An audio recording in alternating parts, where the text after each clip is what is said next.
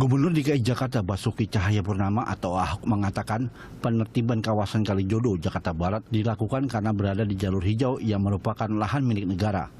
Menurutnya, bukti pembayaran BBB tidak bisa dijadikan acuan memiliki tanah. Dalam Undang-Undang Pokok Agraria disebutkan bahwa kepemilikan bukti PBB bukanlah tanda milik sebuah tanah.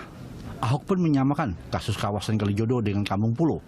Ia meyakini Kalijodo adalah jalur hijau, sehingga permukiman di wilayah itu harus difungsikan sebagai jalur hijau, meski warga Kalijodo telah membayar pajak bumi dan bangunan.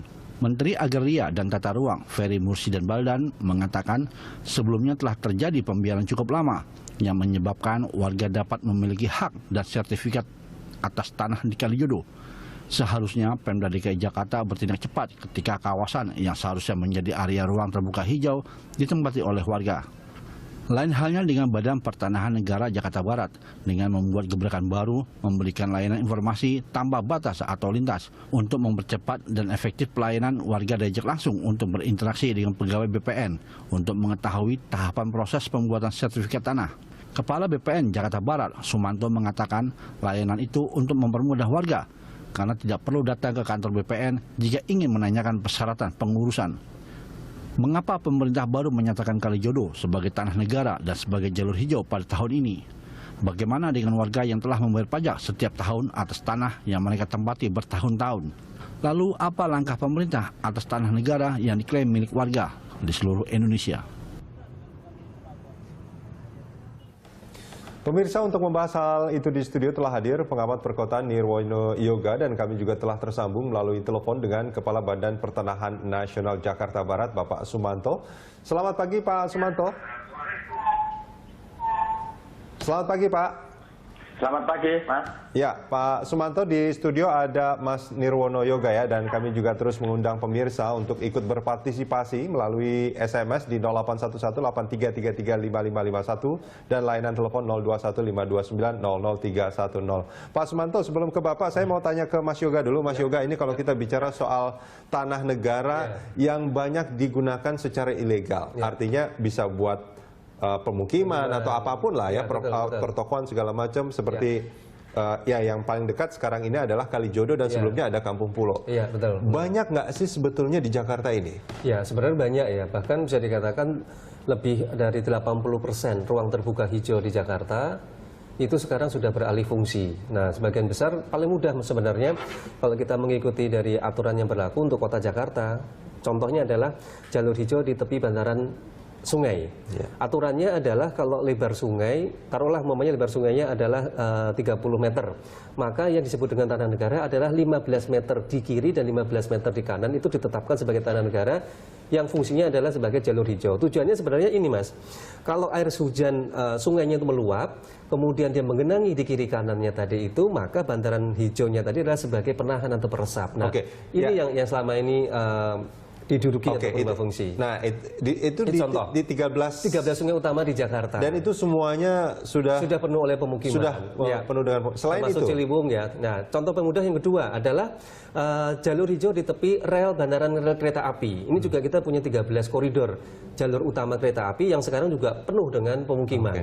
Belum lagi kalau kita bicara soal tepian badan air, waduk dan situ. Kita masih punya 44 waduk dan 14 situ yang praktis di kiri kanan juga masih banyak permukiman dan juga bangunan komersial. Nah, memang itu tadi persoalannya. Ini contoh paling mudah. Di tahun 1965, RTH kita itu masih 37,2. Tahun 65. Kemudian di tahun 1985 RTH kita turun menjadi 25,85%, tetapi di tahun 2000 tiba-tiba anjlok menjadi 9%. Nah, perubahan itu tadi yang tadi saya katakan dalam jangka 1985 sampai dengan 2000 itu terjadi perubahan besar-besaran, ruang terbuka hijaunya dipakai untuk mulai dari perumahan sederhana sampai perumahan mewah, dari kios warung sampai dengan ke pusat perbelanjaan. Contoh modern. Pusat perbelanjaan dan rumah mewah yang juga karena kalau kita melihat penggusuran kan masyarakat selalu bilang bahwa apa namanya, kita ini orang yang apa namanya di bawah lah seperti itu ya. Kenapa yang digusur kok cuman yang kita-kita aja? Kenapa mereka yang juga melanggar itu kok masih berdiri tegak seperti itu? Persoalan utamanya banyak kasus ternyata peruntukan kita yang sudah berubah itu diputihkan, Mas. Nah, diputihkan itu maksudnya begini. Di dalam rencana umum tata ruang DKI Jakarta 1985-2005, ini contohnya, kawasan Kelapa Gading itu sebenarnya ditetapkan dalam RUTR tersebut sebagai catchment area atau daerah tangkapan air yang merupakan situ dan waduk sebenarnya di situ. Nah, tetapi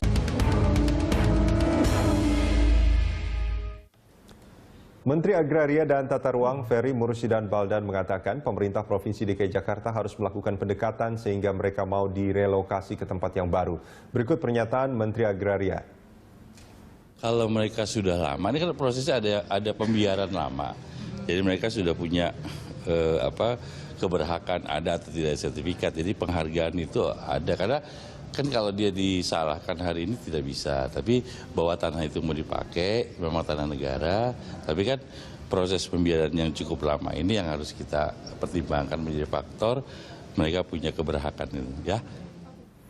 Ya, itu tadi pernyataan dari Menteri Ferry Mursydan Baldan. Masih bersama Nirwono Yoga di studio, dan melalui sambungan telepon masih ada Pak Sumanto, Kepala BPN Jakarta Barat. Pak Sumanto.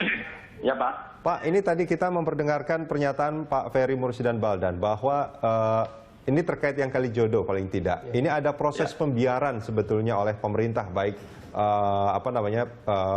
daerah dan pusat sebetulnya. Kalau kita melihat banyaknya tanah-tanah yang ditempati secara ilegal, itu di Jakarta Barat banyak nggak yang pada akhirnya jadi seperti dibiarkan, Pak? Sebenarnya tidak begitu. Pak Sumanto, maaf, kalau kita bicara secara prosentasi pasti memang tidak sebanyak mereka yang legal gitu, tapi contoh-contohnya sajalah paling tidak di Jakarta Barat. Gimana saja, Pak? Itu tadi.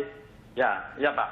Kebetulan di Kalijodo, di Jakarta Barat ini sekitar 4.000-an yang lokasi yang ditempatin masyarakat yang menempatin di Kalijodo itu, tetapi mereka menempatin di lahan jalur hijau yang pertama. Kedua, itu kena sepadan kali. Tentu mereka agak sulit untuk mengajukan permohonan hak sebenarnya. Oke. Nah, selain di Kalijodo itu di mana lagi, Pak? Di Jakarta Barat ya kebanyakan di pinggir kali yang status tanahnya tanah negara. Contohnya, Pak? Kebanyakan, ya. Contoh yang di pinggir kalinya di mana saja? Misalkan di Kali Pesanggerahan itu ada beberapa yang memang dia menempatin secara liar, karena area tersebut bekas tanah hak barat yang karena ketentuan undang-undang menjadi tanah negara, dia menempatin begitu aja. Di samping kena sepadan kali, dia tidak mau tidak mengurus surat-suratnya. Layaknya orang dimungkinkan boleh mengajukan hak, misalkan sebenarnya dimungkinkan ke sana, tetapi kalau mereka tidak mengurus, apalagi kena ketentuan, misalkan sepadan kali, tentu mereka tidak bisa ngurus. Ya. Artinya sebetulnya kan walaupun diurus tetap aja tidak akan bisa dapat izin kan, Pak?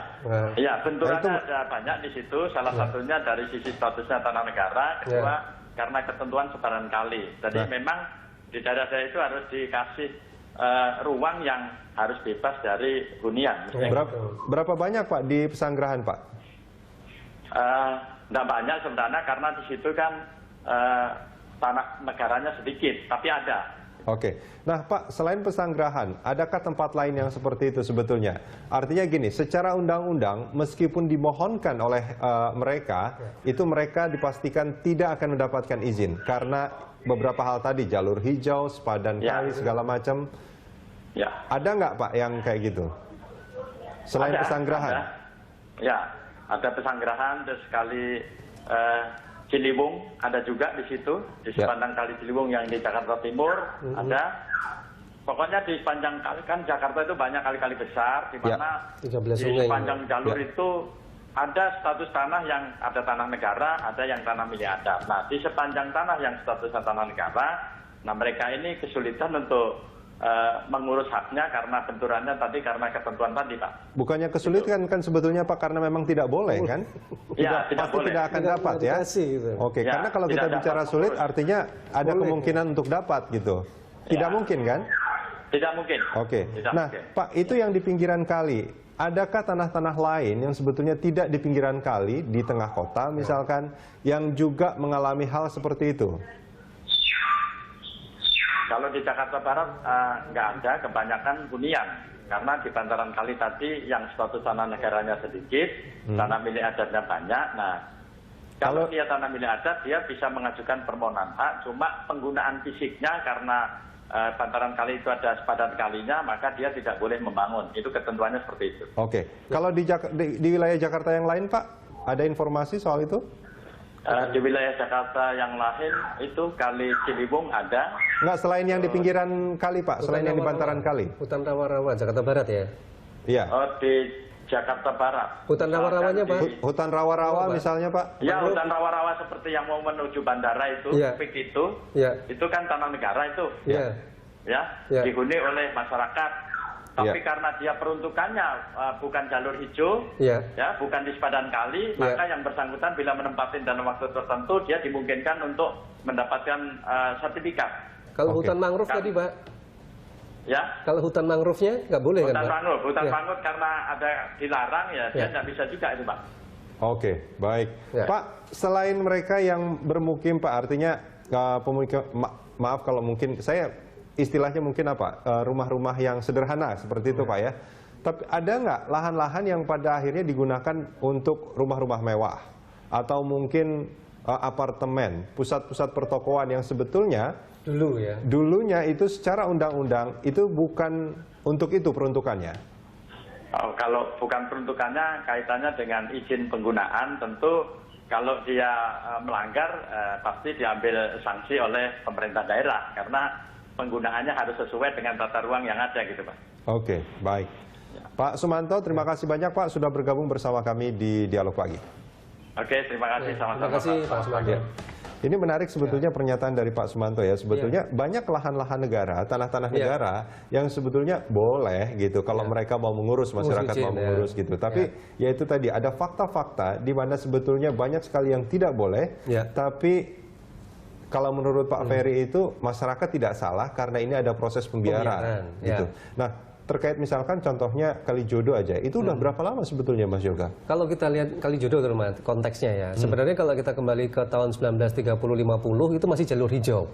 1930-50 ya? 50 ya. Oke. Jadi banyak ruang-ruang hijau di situ yang zaman dulu orang justru sore-sore itu nongkrongnya di situ. Oke. Bahkan perahu, kemudian ya kalau kita bilang tempatnya hanging out anak-anak muda itu di situ. Oh, saya khawatir BKT ini nanti sebentar lagi jadi banyak ini juga ini. Nah. Bangunan-bangunan liar Nah, nanti. ini harus dijaga, Mas. Nah, perubahan mulai dilakukan pada tahun 1975 sebenarnya kalau Kalijodo ya. 75 tahun 75 itu mulai masuk para pendatang. Nah, pendatang ini kan salah satunya kendala utamanya dan terjadi di hampir sungai di Jakarta, itu kan muncul bangunan liar.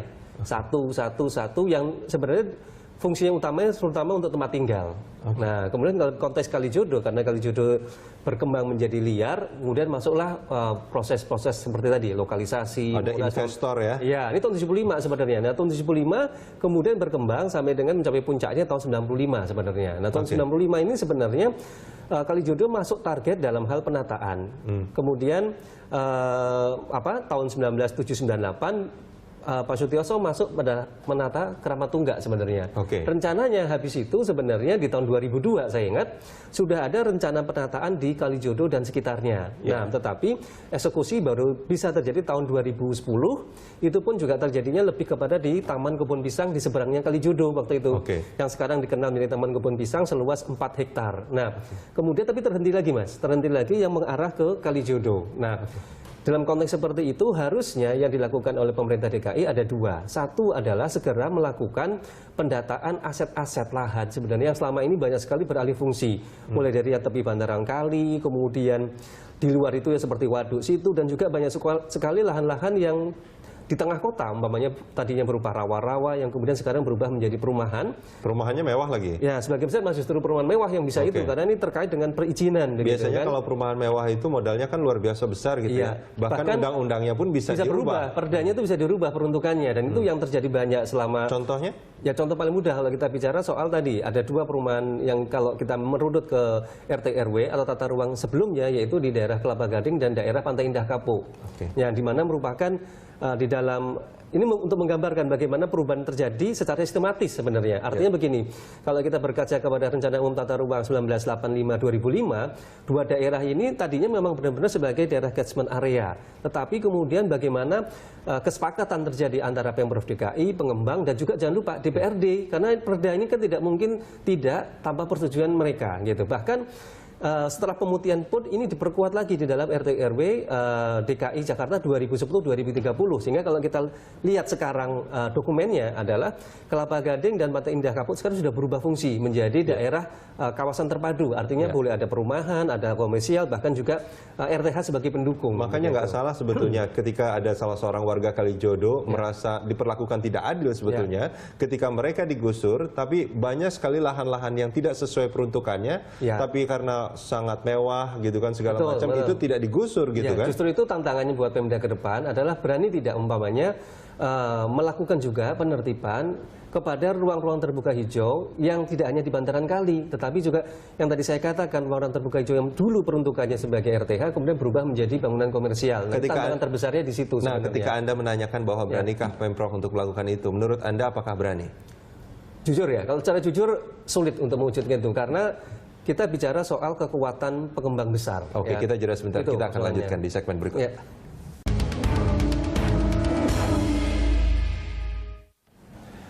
Dialog kami lanjutkan kembali masih bersama Nirwono Yoga. Mas Yoga, ini kalau kita bicara apa yang disampaikan oleh Pak Sumanto, itu tadi di Jakarta Barat saja. Sebetulnya kan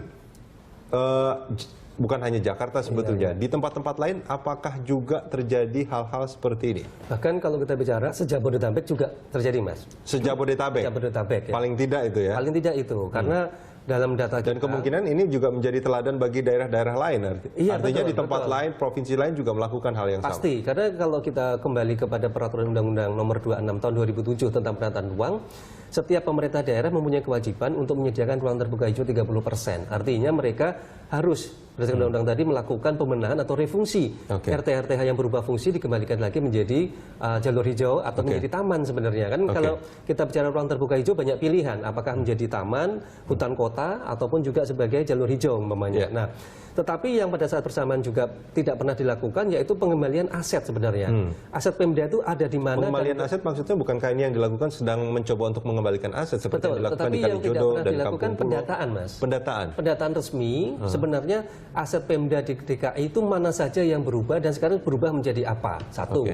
Kemudian yang kedua, ini perlu diinformasikan kepada masyarakat untuk mengetahui apakah kita itu tinggal di tanah yang peruntukannya untuk RTH gitu, supaya nanti pada waktu penataan ulang warga tidak terkaget-kaget gitu. Contoh paling dekat umpamanya dalam waktu dekat ini di dalam APBD DKI 2016 umpamanya minimal itu ada beberapa lokasi yang akan dilakukan relokasi besar-besaran. Mana saja?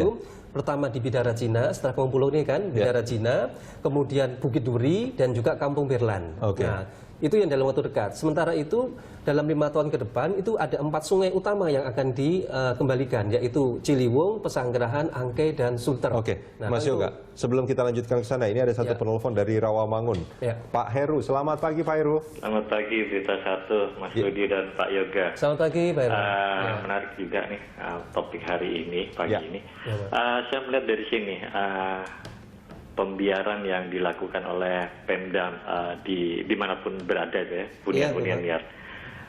Harusnya Pemda itu merangkul satu PLN. Kuncinya di sana kok.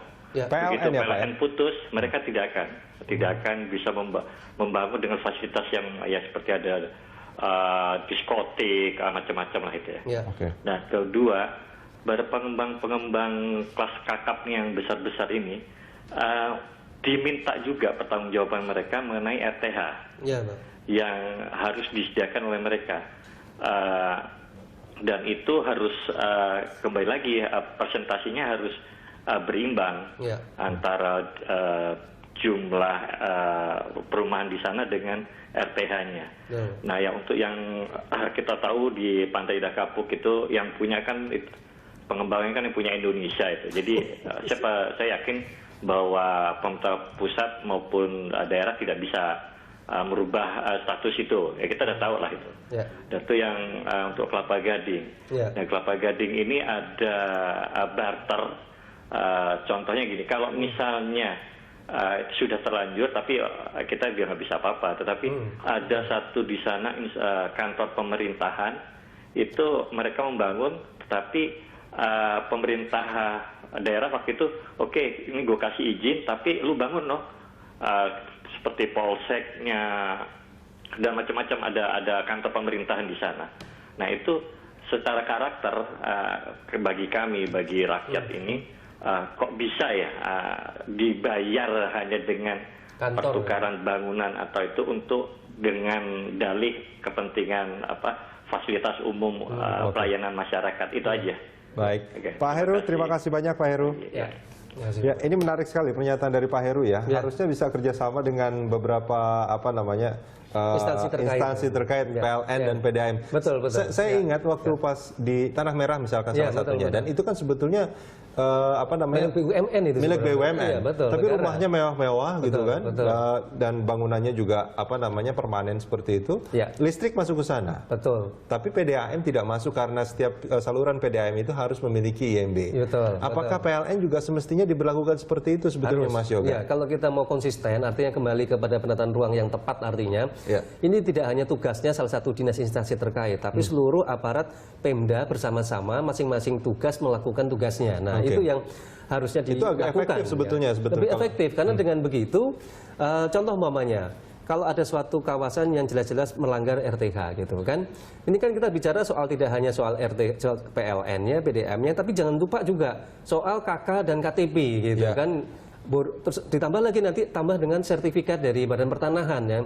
Kalau ini terjadi, maka tadi akan terjadi legalisasi seluruh ruang terbuka hijau di Jakarta. Nah, yang menarik juga tadi satu hal Mas Yoga sebelum kita tutup.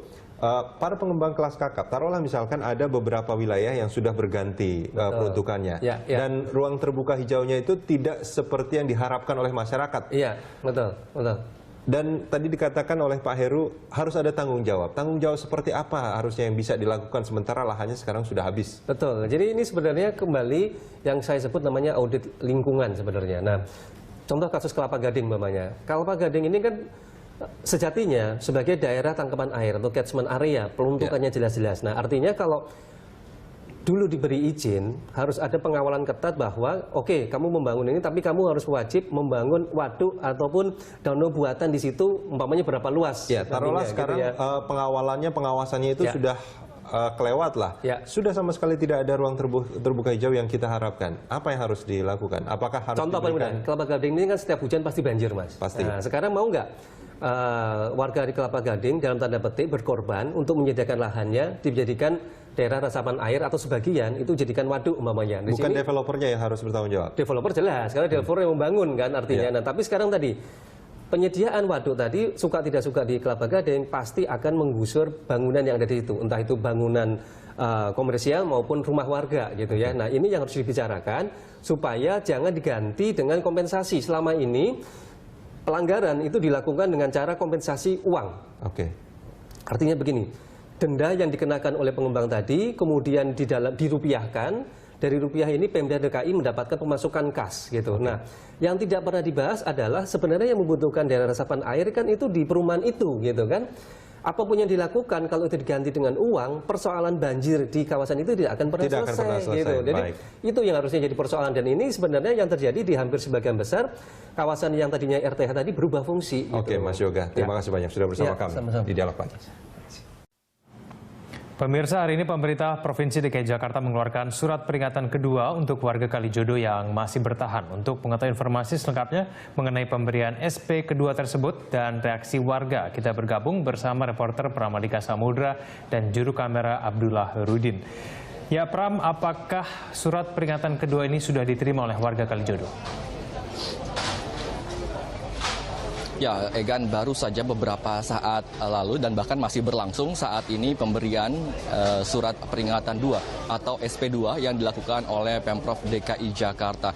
Di mana pemberian surat peringatan 2 ini tadi diwakili oleh asisten wali kota Jakarta Utara dan juga Jakarta Barat, dan juga serta ada camat dari Tambora dan juga Kapolres dari Jakarta Utara dan juga Polsek dari Tambora. Saat ini di tangan saya telah ada surat peringatan 2 yang baru saja ditempelkan oleh petugas, di mana ada 2 poin penting di sini. Jika bisa saya bacakan, diperingatkan kembali kepada saudara-saudara sebagai hal berikut. Yang pertama adalah bagi pemilik atau penghuni bangunan dan pemilik tempat usaha atau hiburan agar segera mengosongkan atau membongkar bangunan dan menutup tempat usaha hiburan di lingkungan RT 007 RW 010 kawasan Kalijodo, Kelurahan Angke, Kecamatan Tambora, Kota Administrasi Jakarta Barat dalam waktu 3 kali 24 jam terhitung sejak tanggal surat ini dikeluarkan atau hari ini. Dan yang poin kedua adalah bagi apabila dalam jangka waktu yang ditetapkan dalam butir 1 di atas tidak saudara laksanakan, maka tim penertiban terpadu pemerintah Provinsi DKI Jakarta atau Pemkot Administrasi Jakarta Barat akan melakukan pembongkaran, pengosongan atau pemindahan dengan segala beban risiko dan biaya yang ditimbulkan menjadi beban saudara. Jadi sangat penting di sini bahwa poinnya adalah bahwa agar masyarakat dengan sadar, yaitu membongkar sendiri bangunan mereka. Dan memang dari pantauan kami sejak beberapa waktu tadi, banyak warga yang sudah memulai membongkar tempat ataupun tempat usaha dan hiburan mereka.